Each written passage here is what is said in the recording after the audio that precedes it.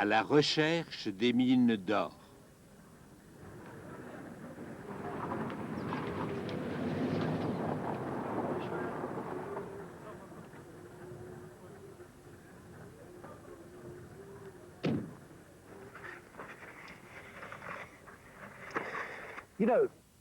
L'une des choses les plus remarquables de cette carte, ce n'est pas que ce soit la première carte au monde, c'est aussi une carte au trésor, car l'inscription que l'on peut lire à la fin dit que l'on extrayait de l'or de ces montagnes.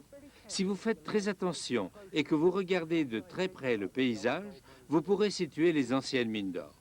Nous sommes montés jusqu'ici à travers ces montagnes grises de Wadi Hammamet, là où travaillait le fils de Paneb. Nous sommes arrivés dans les montagnes rouges. Il y a différentes vallées qui partent d'ici. Il s'agit là d'une particularité peu habituelle dans le désert. Vous trouvez 5 sortes de petites vallées. Elles figurent sur la carte. 1, 2, 3, 4 et 5. Donc, si je ne me trompe pas, les mines d'or devaient se trouver très près de ce sanctuaire qui est indiqué ici. Le sanctuaire actuel se trouve précisément de l'autre côté, là.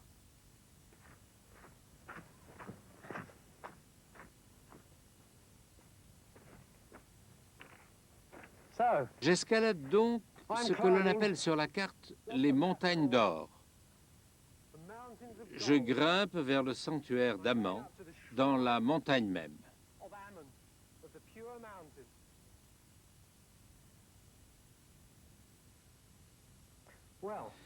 Voici qui paraît être la plus ancienne inscription de l'endroit.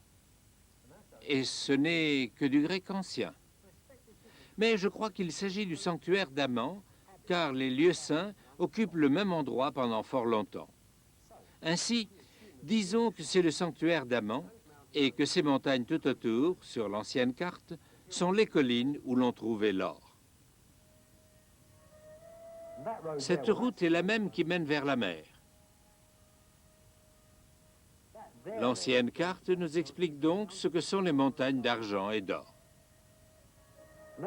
Et là-bas, derrière cette maison moderne, se trouvait le campement des chercheurs d'or. Les mines d'or de cette zone occupaient la 3e place dans l'Égypte ancienne. La Nubie était la première. L'or en coulait à flot, principalement pour tapisser les temples, un peu pour les tombes des pharaons et une autre partie pour les bijoux de la cour, bien sûr. Mais pour les hommes qui travaillaient ici, c'était une expérience terrifiante. Le travail était long et dur, et j'imagine que des milliers et des milliers de personnes y sont mortes. Étant donné que le peuple extrayait ce granit terriblement dur pour obtenir de l'or, il faut en déduire que c'était assez rentable comme extraction. Ça l'était en effet. Ils poursuivaient ces minuscules petites veines dans le granit. Elles contenaient de l'or, de minuscules veines d'or, mais très riches. Ils les suivaient profondément dans le roc jusqu'à leur épuisement. En fait, ils furent si efficaces dans cette extraction que lorsque quelques excentriques victoriens vinrent ici pour ouvrir la carrière, ils échouèrent. On ne leur avait rien laissé. Mais de leur temps, ces mines produisirent des tonnes et des tonnes de ce précieux métal. Avez-vous déjà pensé à ce métal, comme il est étrange? De tout l'or qu'il y a eu dans le monde, une grande partie est recyclée dans l'orfèvrerie par les générations qui suivent. Et quand on pense que l'ancienne Égypte utilisait l'or pour tapisser les énormes murs des temples, on peut imaginer les tonnes et les tonnes d'or. En Égypte, ils avaient autant d'or que de sable dans le désert, dit la Bible. Ces gens qui portent maintenant des bagues modernes portent probablement sur eux une petite miette de l'or des pharaons. L'or des pharaons ne servait pas de monnaie, bien sûr. Il n'y en avait pas dans l'Égypte ancienne. On extrayait de l'or pour décorer les rois et les courtisans, ainsi que pour tapisser les temples, surtout ceux de Thèbes, ces impressionnantes maisons des dieux sur terre. Et l'or que le fils de Paneb a aidé à extraire a abouti ici, dans le temple de Médinet Abu, construit au XIIe siècle avant Jésus-Christ, sous le règne de Ramsès III. C'est le dernier des grands temples de l'Empire de Thèbes et le mieux conservé.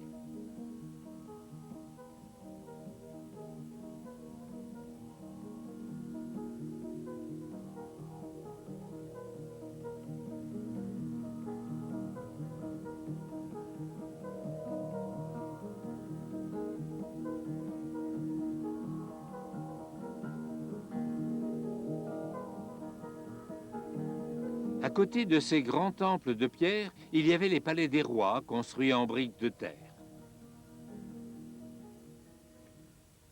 Franchi l'entrée privée du roi, nous nous trouvons dans le corridor de son harem. Derrière chacune de ces portes, une courtisane. Laissez-moi vous montrer quelque chose de particulièrement intéressant et que l'on ne voit pas souvent. La salle de bain de l'une de ces dames. Regardez combien elle est pratique. Vous voyez que le palais royal est entièrement construit en briques de terre. C'est le principal matériau en Égypte, mais l'eau pose des problèmes. Imaginez ces deux dames. Elles versent de l'eau sur le roi. L'eau éclabousse tout et coule jusqu'au mur. En l'espace d'une demi-heure à peine, le palais s'effondre. Aussi, les maçons ont-ils recouvert cette salle de bain d'une merveilleuse pierre et ils ont mis au-dessus un plâtre blanc très résistant pour empêcher que l'eau ne s'infiltre à travers les briques de pierre qui se trouvaient de l'autre côté, l'obligeant à s'écouler sur la face intérieure. C'est une excellente salle de bain et elle est bien supérieure à quoi que ce soit que nos villageois aient jamais possédé.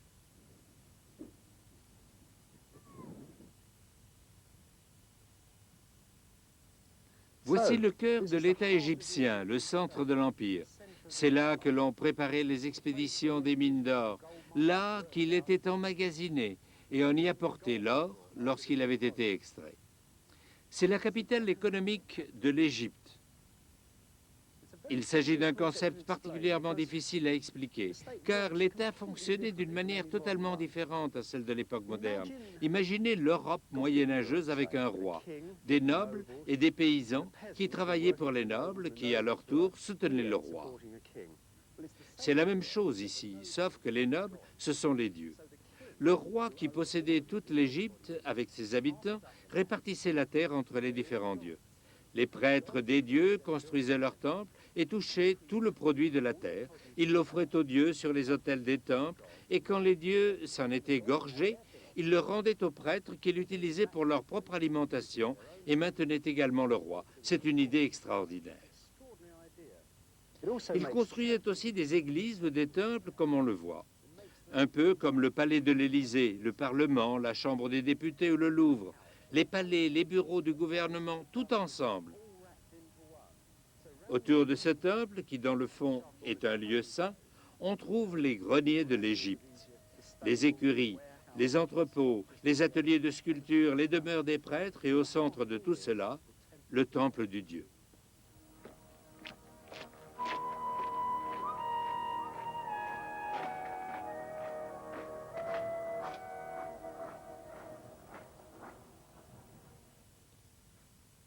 Dans la partie la plus sacrée du temple, on trouve quelque chose qui n'existe pas dans une église chrétienne.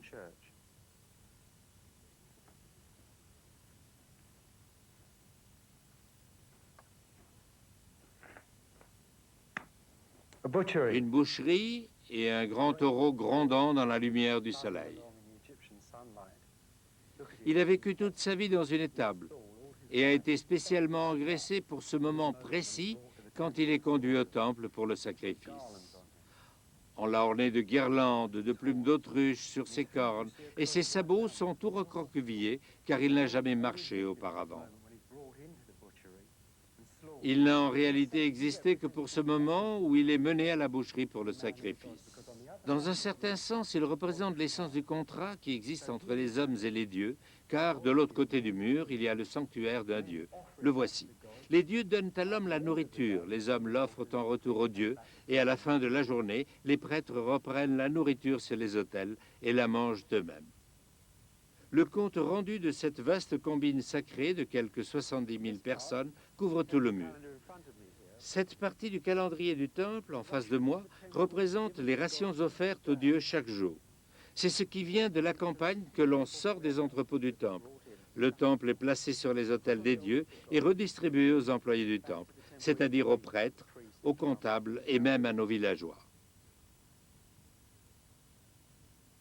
Cela constitue une liste incroyable.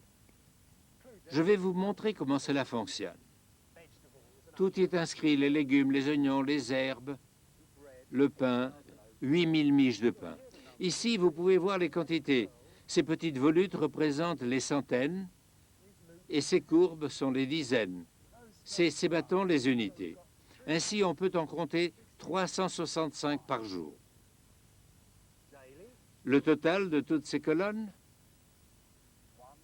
représente des plantes vertes, des salades, du coriandre. Par contre, cette petite colonne doit représenter une herbe très piquante dont il ne faut que de petites quantités. C'est en réalité la liste des salaires dans une économie où l'argent n'existait pas. Nos villageois ont certainement obtenu une grande partie de leur nourriture de cette façon.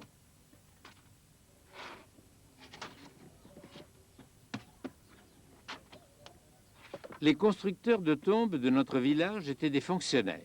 Ils étaient entièrement à la charge de l'État. Cette femme a cuit des miches de pain qui devaient représenter la ration journalière pour un ménage dans notre ancien village, c'est-à-dire entre 8 et 14 personnes. Ceci ne représentait pas toute la nourriture que fournissait l'État.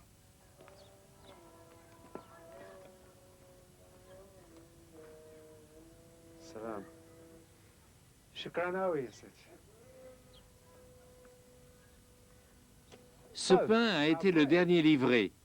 Il compose cette exposition qui représente en réalité plus ou moins la ration d'une famille dans le village. C'est du moins ce que nous disent nos sources d'information, un peu troubles.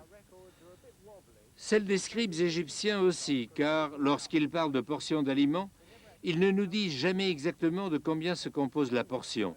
Ce que nous savons cependant, c'est que la base de la nourriture est le pain, ce vieux pain et de la bière. Je ne pense pas qu'ils la recevaient à plein litre comme ceci. La bière qu'ils fabriquaient était à base d'orge perlée. On ne la livrait pas plus de 4 kilos d'orge par jour au village, ce qui permettait de fabriquer plus ou moins 10 litres de bière. Savez-vous qu'il y avait plus de 70 sortes de bière en Égypte? Au départ, cela ressemblait plutôt à une sorte de porridge pour nous. Le goût en serait absolument repoussant, mais par la suite, ils y ajoutaient d'autres ingrédients. Si vous désirez tout spécialement être en forme un jour, il fallait ajouter des dattes et une bonne quantité de sucre ou de grenade. Ça lui donnait un autre goût. Je pense qu'ils en consommaient en abondance. Si vous désirez vraiment une bonne bière bien forte, vous pouvez aussi y ajouter du miel pour liquide. Le miel était la seule substance que nos villageois produisaient eux-mêmes. Il y avait des ruches là-haut, près des tombes, dans de petits cylindres. Les abeilles devaient butiner un peu partout, dans les champs voisins, et revenaient déposer leur miel ici. J'ai toujours pensé que l'Égypte produisait les meilleurs légumes au monde. Voici les plus anciens. Des oignons, évidemment. C'est la référence de base en toute l'histoire de l'Égypte ancienne. L'esprit de tout le monde demandait qu'on lui donne comme offrande du pain, de la bière et des oignons. C'est en grande partie la diète de base de nos villageois. Il y avait beaucoup de variétés de poissons. Il semble qu'en moyenne, ils recevaient à peu près un demi-kilo de poissons par jour et par ménage. Ce n'est pas lourd. On peut ainsi conclure que leur diète était maigre en protéines. Elle était heureusement complétée par du fromage, une sorte de fromage de chèvre. Ce n'est pas là une diète catastrophique. Nos villageois recevaient de temps en temps de la viande. Pour les fêtes carillonnées du calendrier, des hordes d'animaux étaient conduites vers le village pour y être sacrifiés. Ces fêtes constituent vraiment le cœur de l'Égypte ancienne. Elles ponctuent l'année. Elles étaient aussi le noyau de la religion, car la plupart des religions sont faites pour réconforter les gens, pour qu'ils puissent trouver une bonne place dans l'univers, au diapason avec tout. Les anciens Égyptiens en arrivaient au même point, non pas par la prière et la méditation, mais par l'action. Ils construisaient des pyramides, par exemple, un lien concret entre la terre et le ciel, et organisaient des processions. Des processions qui ressemblent au mouvement du soleil à travers le ciel, à travers les dieux, à travers les cieux, en suivant la lune qui parcourt le ciel étoilé. Ces processions se déroulaient ici, en Égypte. De la même manière que la lune apparaît dans la nuit, on promenait les dieux de Thèbes de temple en temple. C'étaient les grandes manifestations de l'année égyptienne. Tout le monde y participait, les villageois, tout le peuple de Thèbes. Cela devait être impressionnant, un peu comme un couronnement impérial, avec des régiments de soldats qui venaient de tout l'empire égyptien, des danseuses, tout le monde riait et dansait. Un peu comme leurs dieux, les Égyptiens n'étaient pas spécialement sobres ni prudes. Ils distillaient à cette occasion une bière spéciale et fabriquaient aussi un pain spécial. Ainsi, au moment où les prêtres qui portaient sur leurs épaules le dieu dans une sorte de chasse arrivaient finalement, les villageois devaient être dans un bel état. Vous pouvez imaginer tout Thèbes en train de danser, de trépigner et de crier dans cette explosion exotique avec des plumes d'autruche, de l'or, du lin, une démonstration incroyable. Voici les boucheries du temple, avec les bouchers en train de découper la viande pour préparer les offrandes en l'honneur de la fête d'Opé. Ils la consommeraient plus tard, bien évidemment. L'animal est couché sur le flanc. Ses pattes arrière sont attachées ensemble et voici la queue derrière. Cet homme s'occupe de sa tête. En dessous, on prépare la viande et tout est prêt pour la table d'offrande. Un prêtre agite doucement un éventail pour chasser les mouches.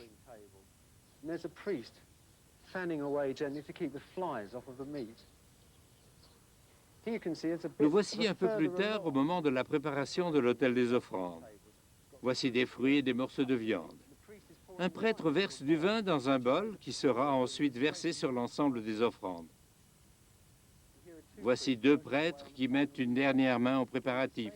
À nouveau, le même type d'offrande avec le pain spécialement cuit pour la fête, tandis que ces personnes placent des bols de feu sur les offrandes, les fameuses offrandes carbonisées dont parle la Bible. Toutes ces offrandes sont faites aux dieux dans un accompagnement de musique qui s'élève dans le temple, comme l'encens dans une église chrétienne. Une sorte de médium entre les hommes et les dieux. Voici les prêtresses, elles agitent des crécelles magiques. Au-dessus se trouve le portrait de la déesse Hathor, la déesse de l'amour. Il y a de petites barres de métal en travers, si bien que lorsqu'on joue, elles produisent ce tintement magique dans le temple. À côté de la musique, il y a aussi des danses. Voici les danseuses se donnant en plein pour les dieux. Remarquez combien la sculpture a rendu merveilleusement leur chevelure et leur courbe naturelle. Nous arrivons maintenant au sanctuaire, où l'on peut voir les autels des offrandes complets. Il y a aussi des offrandes sur le côté. De gros ballots attachés, des tiges de papyrus liées avec des fleurs qui pendent, des grenades, des raisins et des oiseaux, la langue pendante. Ils ont été étranglés et leurs ailes ont été détachées pour paralyser leurs mouvements. Ils ont été suspendus dans les angles, sur les côtés des tables des offrandes, à côté de ces splendides gerbes de fleurs de papyrus et de feuilles vertes. Les Égyptiens aimaient les plantes. Cette partie qui pend de l'autel principal était certainement ornée tout le long de fleurs et de colliers. Les Égyptiens avaient l'habitude d'en porter. Là, vous pouvez admirer le détail principal d'une splendide table d'offrande, des dattes, des grenades, du raisin, des figues, et au sommet, à nouveau des gerbes de papyrus, ainsi que tout ce fatras exotique de nourriture entassée et préparée pour Amon dans l'obscurité de son sanctuaire.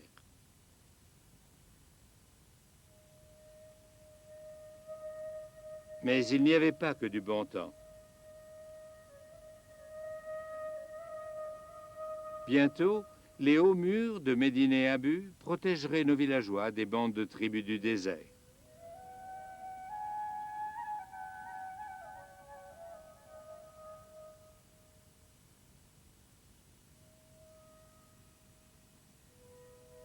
Dans sa jeunesse, Ramsès III avait livré de rudes combats et fait des milliers de prisonniers étrangers.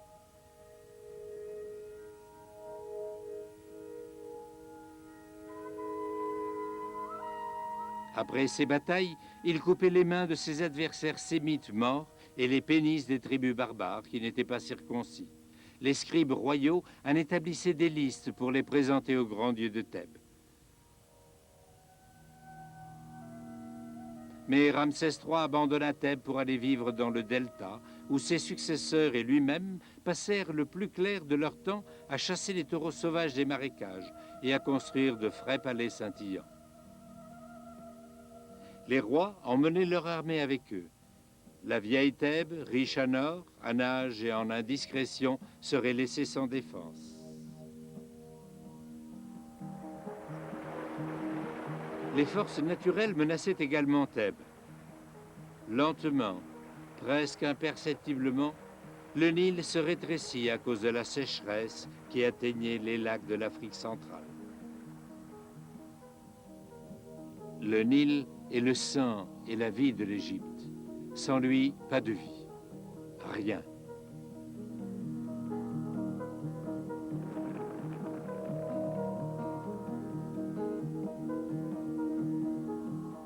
Mais cela arrive peu à peu, si lentement qu'au début, même le paysan qui travaillait la terre ne le nota pas.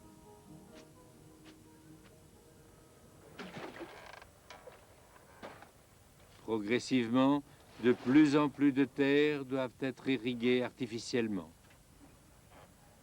Le fleuve doit être soigneusement divisé pour couvrir la terre. Année après année, le Nil donne chaque fois moins de vie. Beaucoup de terres égyptiennes meurent lentement. Les premiers effets de cela se font sentir dans les greniers voûtés de Thèbes, où les réserves commencent à diminuer.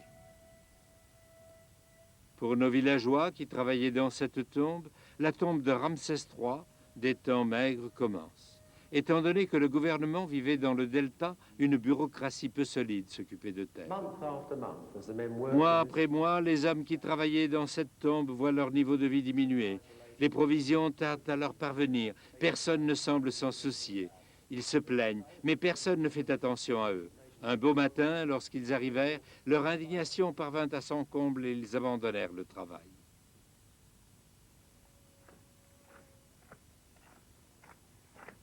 Ainsi, jurant les grands dieux, comme l'expliquent les papyrus, les hommes sortirent de la vallée des rois, empruntèrent ce chemin, descendirent jusqu'à la vallée du Nil, atteignirent le Ramesséum, où ils pensaient que l'on retenait la nourriture qui leur revenait et où ils voulaient monter une grande manifestation.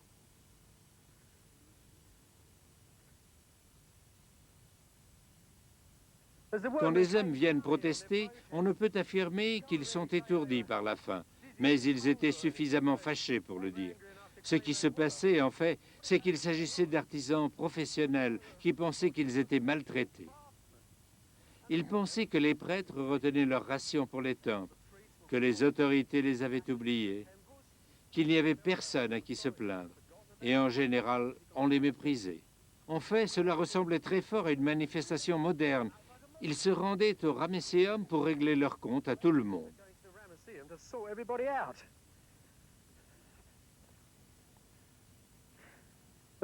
Les hommes avaient déjà abandonné leur travail auparavant, mais ils n'étaient jamais descendus dans un temple, n'avaient certainement jamais pénétré dans le cœur d'un temple, et c'est ce qu'ils faisaient à présent, tout droit au cœur du Ramesséum, où ils tentèrent de passer la nuit. Ce serait la première grève sit-in de l'histoire. C'est beau de penser à nos hommes qui entrent dans la cour un peu fâchés au début peut-être. La nuit tombante trouve un petit groupe assis dans un coin, 50 ou 60 environ. Ils chuchotent et se passent les oignons et le pain.